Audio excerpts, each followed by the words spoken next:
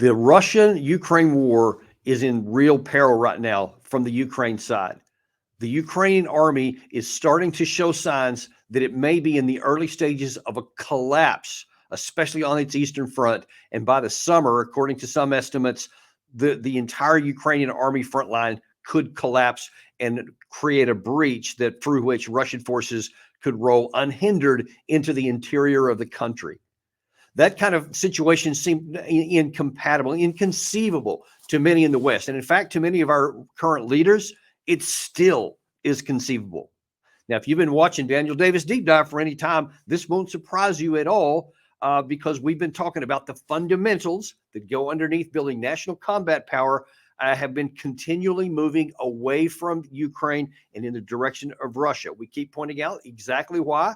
It's not just empty rhetoric or just a feeling, but it's always based on, substantive issues on the ground, historical things that go into building combat power, et cetera. Unfortunately, it seems that many of the Western leaders are just still not getting it. And if they start to pay attention even among themselves, because now dysfunction even within the alliance, within the leadership of the Western countries that are supposed to be supporting Ukraine, they're now starting to crumble and fall apart. And this is happening inside of Ukraine politically and diplomatically and outside within their support. And you're going to see why the risk that is already being talked about by other people today is not without merit. And this should prompt a change of policy that the United States, especially in the West generally, should start to pursue like yesterday. But certainly we need to start changing things going forward. We can't go any more forward with this blind optimism that's based on nothing but sheer fantasy and desire at the exclusion of the on-the-ground reality. Now, first of all, before we actually jump into some news that's breaking just today, actually just within hours ago, especially coming out of Moscow, there's some things that have been said that you need to know about. But to set the stage for that, first I'm going to show you, some of you have seen this before, but Vladimir Putin said something on the eve of this war, about a couple of weeks before it started in 2022, that is very, very consistent and should have been listened to by our leaders at that time, but we didn't. First of all, here's what he said on February 7th, 2022. Я хочу еще раз все-таки подчеркнуть это. Я говорил, но мне очень бы хотелось, чтобы вы меня услышали все-таки в конце концов. И донесли это до своих читателей, зрителей и пользователей в интернете. Но вы понимаете или нет, что если Украина будет в НАТО и военным путем будет возвращать себе Крым, европейские страны автоматически будут втянуты в военный конфликт с Россией. Конечно, потенциал объединенной организации НАТО и России несопоставим. Мы понимаем. Но мы также и понимаем, что Россия одна из ведущих ядерных держав. По некоторым компонентам, по современности даже многих опережает. Победителей не будет. И вы окажетесь втянутыми в этот конфликт помимо своей воли. И вы даже не успеете глазом моргнуть, когда будете исполнять пункт 5 Римского договора. Господин президент, конечно, не хочет этого развития. И я не хочу. И я не хочу. Поэтому он здесь и находится. So he admitted there, frankly, that he knows that conventionally he cannot compete with NATO. Can't do it. He said there definitely the balance of power is decisively in the conventional realm on the side of NATO. Russia can't match it. No matter what they do, how much output they may have, they can never match the combined total of power that can be created by the NATO side. But, he said, if it gets down to it, if this turns into a war of the NATO side or the Western armies against his because he knows he's outmatched, it's going nuclear. And he said, I don't want to do that because no one would win, because it could literally end civilization as we know it. That's what he said in 2022 as a warning to then French to French President Macron when he went to visit him in Moscow right before. So now that in the news the last few days, again, Macron is in the news because now then, instead of learning any lessons that we should have learned over the last 2 years, now he wants to up the ante a little bit and now then openly muses about the possibility of some NATO troops actually going into Ukraine, actually going in to fight Russians on behalf of Ukraine. Nothing's off the table, he mused, which of course sent alarm bells off in Russia. And today, Vladimir Putin, speaking before his country addressed Macron again. They should eventually understand that we also have weapons, and they know it. I just said it now myself, weapons that can hit targets on their territory. Everything that the West is coming up with now, what they threaten the world with, it can result in a conflict with the use of nuclear weapons, and therefore the destruction of civilization. So he more directly and emphatically said at this time, we can go nuclear, but everyone's going to lose. And it could literally be the end of civilization. There are too many people who these days don't recognize just how profoundly true that is. The chances of it happening should be minuscule. It shouldn't even be a legitimate possibility. But the fact that now everybody's talking about it on both sides, and especially the guy who's on the lower end of the conventional power balance between the Western side and NATO, Russia by itself, people with nuclear weapons will use them if they feel existential threat from the other side. If they feel that they're going to be attacked and they don't have the capacity to resist it, and it's either use nuclear weapons in an attempt to escalate the situation to prevent the destruction of their people, they're going to do it, just like we would do it, frankly. Is if like there was some alliance of China, North Korea, Russia, whatever, and somehow in some distant future, all of a sudden they're moving against us and our armies. I assure you, no American president could ever say, I'm going to allow the U.S. armed forces to be defeated and not use our nuclear weapons and allow us to be defeated. It'll never happen. And it won't happen on the other side either. That's supposed to be mutual deterrence with the mutual assured destruction theory that is almost certainly going to be accurate. Why are we even moving in the direction of even toying with that? It's absurd and it's insane because the conventional situation on the ground between Russia and Ukraine is decisively on the Russian side, and it's only increasing by the day. We talk about this a lot, and I've said that a second ago. Some in the West are finally starting to get the hang of this. And when Macron made those comments, the German Chancellor Olaf got a little agitated about it, and he went out, I think this was earlier today also, and said this. NATO is not and will not be party to the war. That remains the case. We do not want Russia's war against Ukraine to become a war between Russia and NATO. We agree on this with all our allies. This also means no German participation in the war. And he went on there to say, which has caused no small issues in Europe, he, in that same press conference there, said, we're not going to give the Ukraine side long-range missiles, like many have been talking about. They've been wanting to do the Taurus missile. You may have heard something about that, because it would require German soldiers to help operate them and to fire them on the ground, like he said, the UK and the French people who also gave long-range missiles. And he admitted right there in front of everybody in the public that there are French and UK soldiers on the ground in Ukraine engaging in actions that are killing Russian people. So it's yet to see what the Russians are going to do about that. But it just many, and especially the UK and in France, were just beside themselves in anger at the German chancellor. So there's more bad blood going back and forth across there. Not that the Russians, I don't think, didn't know that. It's not a surprise that you can't get something that's a very technical capability like that and think that you're just going to hand some missiles off to some country that's never had it and that they're going to be able to use it with precision right away without somebody on the ground. So I don't think that's going to come as a shock, but it did come as a shock to many in the West that, hey, hang on, you mean there already are some NATO troops on the ground fighting or providing help, soldiers, on behalf of the Ukraine military to attack Russia? That's what's happening now. And so Schultz wants no part of that because they want to resist Russia. They don't want Russia to win. But he also says, hey, there are some lines here. There's some places I'm not going to go, and we're not going to give them this capability. We're not going to get involved. That's not on the table. Macron said it is on the table. For Schultz, it's not. And just as a reminder, Article 5 is an attack on one, is viewed as an attack on all. There is no provision for an offensive attack against another country that would require anyone else to do anything. Let's be clear on that. So there are no offensive Article 5 provisions. So if anybody does something they could very much find themselves on their own. But we'll talk about that more in a future segment here. But right now, my concern is you see the German chancellor, and he's been accused of being weak. And, a lot of people have laughed at him because he's so waffly. But at least he's taken a stand here, and at least he's acknowledging reality on the ground to protect his national interest. Would that America would do the same kind of thing?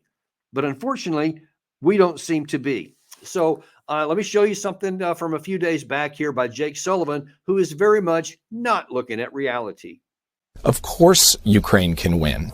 Of course, Ukraine has already succeeded militarily in one of the most profound objectives it had, which was to keep the country from falling into Russian hands. It has already done that. And Ukraine can go further in retaking territory that Russia has occupied, but it can only do so if it has the tools that it needs. Okay, that's just nonsense, as I've detailed for you many times. It's not an issue of money. It's not an issue of machines. It's an issue of manpower for Ukraine.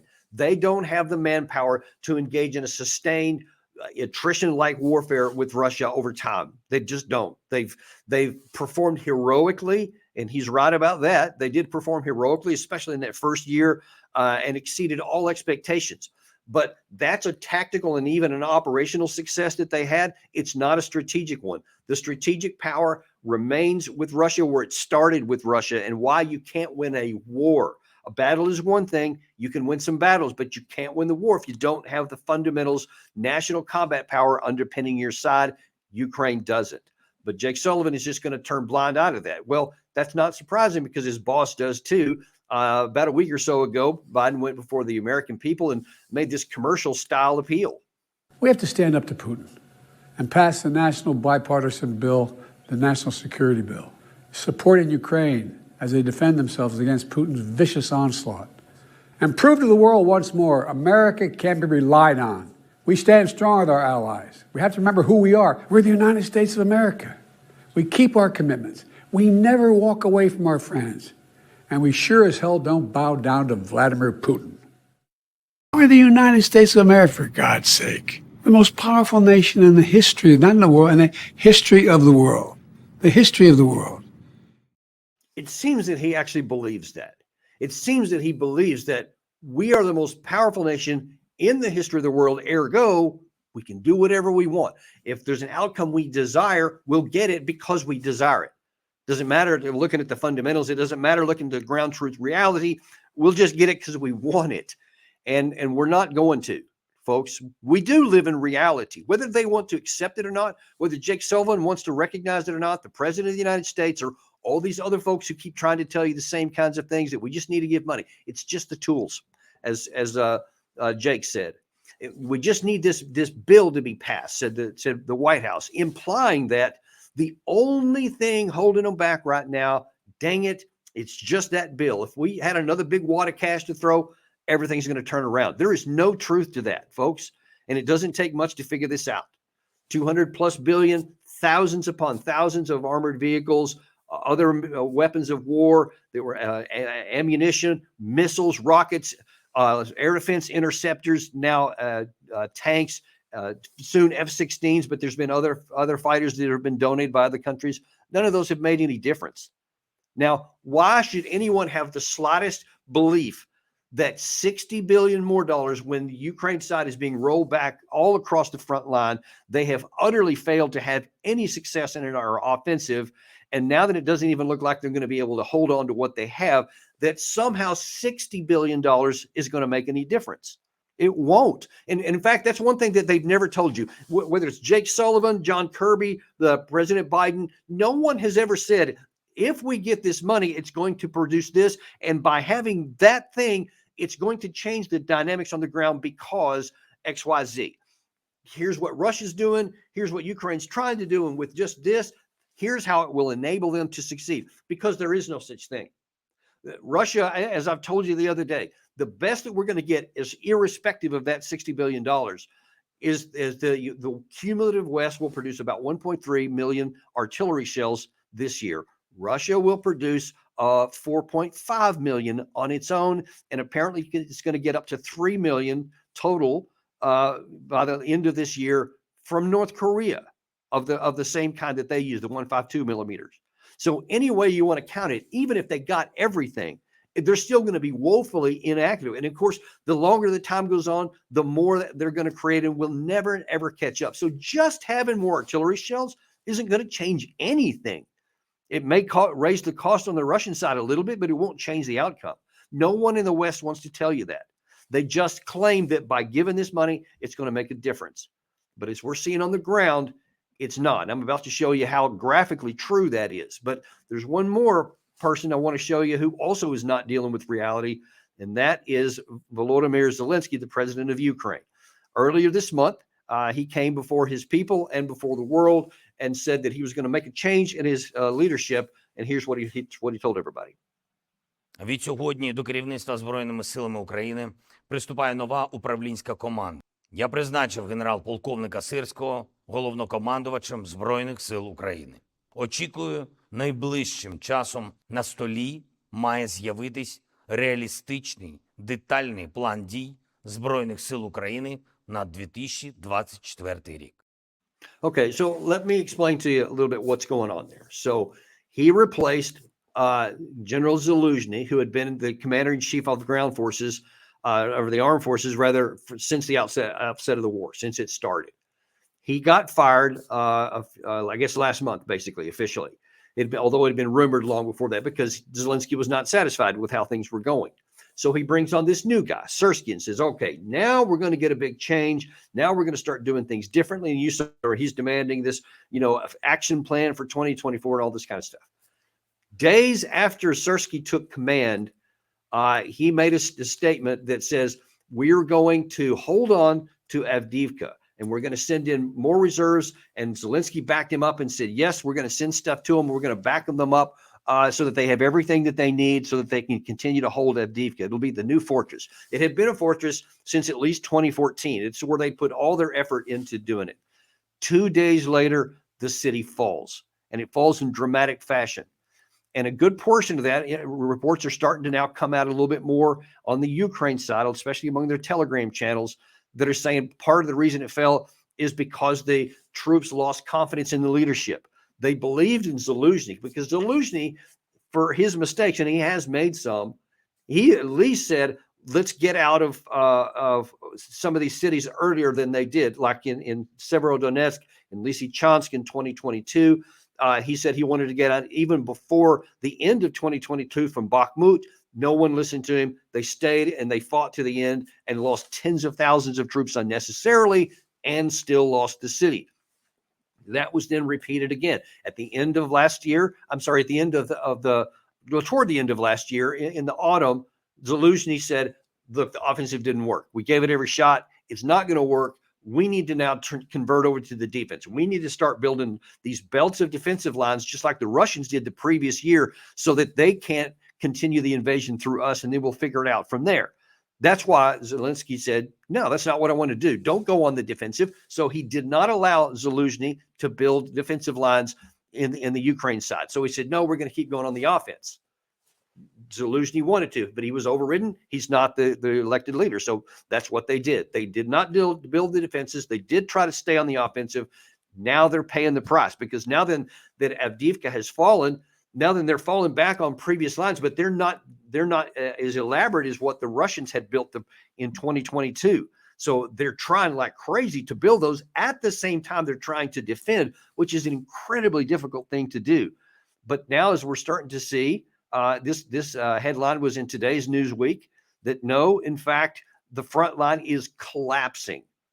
And it is, if you read the article there, you find out that it's actually in danger of completely falling apart by the summer in some estimates. It's really a hard, it's more an art than it is a science. It's not something you can count or, based on how many men they have, how many tanks, because there's so many things that go into it. So it's impossible to tell. They could hold out throughout the whole summer, as far as I know, or they may not even make it out of April or May. Those are both equally possible. And I just don't have enough knowledge on this side of the world to be able to say that, unless I went on the ground and observed the will of the troops and all that and found out ground truth. So it's impossible to say. But what's not impossible to say is that the chances of them hanging on beyond much the end of the summer is just almost non-existent. Look, here's a map from the Institute for the Study of War, and one of the biggest areas of the war here in the Donetsk area. And you see that all those green areas there are where the Russians are on the attack. And in all the yellow area you see inside each of those, that's where Russia is continuing to take new territory. Everywhere you look, and all the other areas that are put on there by the ISW also show the same thing, is that it's just not going to, there's nothing, there's nowhere that Ukraine is even standing firm. And because they failed to dig in their defensive and to build these elaborate multi-belt defensive positions like the Russians did, the Russians now have a chance to break through there. It matters as to whether Russia has enough combat power of its own to continue the pressure. Again, we don't know for sure. We have anecdotal evidence, but it looks like the Russians do have that capacity. And we certainly know they have the firepower because, like I said, their ammunition, especially in drones, in rockets, missiles, and artillery shells, are all on the increase. Whereas the Ukraine side, they're on the decrease, and they're just running short of every category of ammunition because it can't be produced fast enough if there was money, and the nations that have them aren't willing to give them up in case they need it, which is reasonable. And you see, like the Chancellor of Germany, he draws a line when his national security is at stake. So far, the U.S. hasn't drawn any lines. They're still trying to give everything away. But I think that those days are going to come to an end. And you know, I keep saying over and over that these things were so predictable, and that we could have avoided so many of these negative outcomes. We could have avoided the war from coming at all if we just insisted that Ukraine negotiate and the Kiev before the war started, when they could have maintained nominal control of everything, that they should have made a negotiated settlement when the war started, especially in Istanbul. There was a golden opportunity. We didn't press that issue. In fact, there's some reports that we were actually encouraging the British Prime Minister Boris Johnson to encourage Zelensky not to make a negotiated settlement. Only history will know how much of that is true. We don't know. Boris Johnson denies that took place. All we do know is that there was a good shot for peace, and that the Ukraine side nixed it and went away from it. And since that time, they've been at war ever since. So the question now is, what are we going to do? Are our leaders finally going to do something that makes sense, like the German chancellor is doing there, and look out for American national interest and recognize belatedly what is really possible and what is not? Or are we going to keep our eyes closed and say, no, we're the greatest power in the history of the world, we're going to keep going? Even in light of, as you see on your screen here, this is from yesterday, the day before Putin makes the speech that I just showed you a minute ago from earlier today, where he says, hey, if this goes nuclear, we're ready to do it, but it's going to be lures. So they're rolling around these nuclear missiles in their cities openly, putting cameras out there. He wants to make sure people are aware. They're physically moving these things around. That's not an empty threat that we should just ignore, that somehow they don't mean it. Even though Putin has meant so many of the other things he said about military, don't play with this. I'm going to leave you with an episode here, or a segment of an episode we recently had with John Mearsheimer. And it's really so painful, because he's gonna take a look at what we could have done, and the fact that we see now there are nuclear missiles rolling around the Russian countryside. We separately had a week or so ago the president of Russia flying around in a Tu-160 nuclear bomber, flying over their airspace, which is where they would launch nuclear weapons from. That's just happened recently. You see February 22nd on that one, about a week ago. That's where we are right now. We're on the cusp of, if we don't stop being stupid, those things could go further. And if one of those gets dropped by either side, then all hell is going to break loose, and the world as we know it will never be the same. But here's what's ironic. I'm going to let John tag us out on this one today, because he says, here's what could have been the case instead. I mean, if you think about this, if we had created a neutral Ukraine, let me put it differently. Ukraine was, according to its constitution and its declaration of sovereignty in 1990, a neutral country. It abandoned neutrality in December of 2014. Just think about that. So if we had left it alone, Ukraine would be intact today, to include Crimea. Just think about that. All these dead people would not be dead. And what I worry about is the people who are still alive today and who may not be. if we keep the fiction going. I pray to God that that kind of common sense that John talked about there, that the belated self-interest of the Germans that they're showing soon makes its way into Washington, and we take action to end the war, end the bloodshed, and end the risk of stumbling into a nuclear conflict with Russia. All of those things would be bad for us if it goes into, and everything would be good for the Ukrainian people and the American people if we take that path. We'll see. We're going to continue to watch this, and we'll bring you up to date on all the developments as they continue to happen, as they do. We ask that you want to join us later this afternoon. I believe at about 4 p.m., 4 or 4:30 p.m. Just we'll publish it shortly. We're going to do another episode on some breaking events coming out of the Middle East this afternoon. I encourage you to watch this because there's some things that are developing there that are, again, just hard to understand how we're into this point here, how America is supporting things that are happening to this egregious nature in the Middle East, especially in the Gaza Strip area. And I'll lay out some points of what we ought to do instead. But be sure and watch that. Like and subscribe and share this with your friends so that they realize that we are unintimidated and uncompromised. No matter what the truth is, you're going to get it right here. Thanks, and we'll see you shortly on Daniel Davis Deep Dive.